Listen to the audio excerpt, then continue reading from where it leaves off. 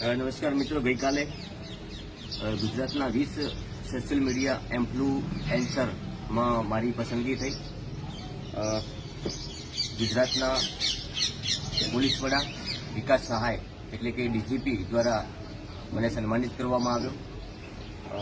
એના ભાગરૂપે આપ જોઈ રહ્યા છો, મને અહીંયા વિશેષ સન્માનિત કરવામાં આવ્યો છે. પરંતુ એ પણ બતાવું, મને એક કેસ આપ્યો છે પોલીસ પરિવારે, તેમજ એક અદ્ભુત તસવીર આપી છે વિકાસ સહાય ગુજરાતના ડીજીપી દ્વારા. અને વિશેષ મારું સન્માન આપ જોઈ રહ્યા છો અહીંયા. ગુજરાત પોલીસ ફેમિલી દ્વારા મને આ બે વસ્તુથી નવાજવામાં આવ્યો છે. આભાર વ્યક્ત કરું છું ગુજરાત પોલીસનો, ડીજીપી સરનો, કે મારી પસંદગી થઈ અને મને વિશેષ સન્માનિત કરવામાં આવ્યો.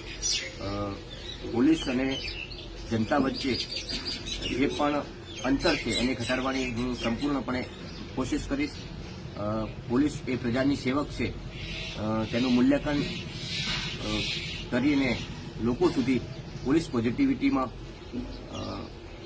કેવી રીતે પોલીસ કામ કરે છે, લોકો માટે કેવા પ્રકારના કામ કરે છે, તેને લઈને ટ્રાફિક અવેરનેસ કઈ રીતે સુધરે તેને લઈને પણ હું ગુજરાત પોલીસને સતત અપડેટ કરતો રહીશ. સતત પોઝિટિવિટીમાં અત્યાર સુધી જે મેં પોલીસનું કામ કર્યું છે એવી જ રીતે પોલીસ પોઝિટિવિટીમાં સતત મારા પ્રયાસો રહ્યા છે.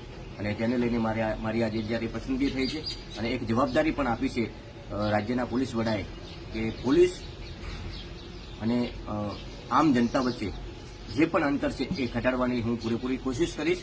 અમને જે જવાબદારીઓ આપવામાં આવી છે, ખરેખર મારા માટે બહુ મોટી વાત છે કે મને રાજ્યના ડીજીપીએ અમારી નોંધ લીધી અને અમારું સન્માન કર્યું.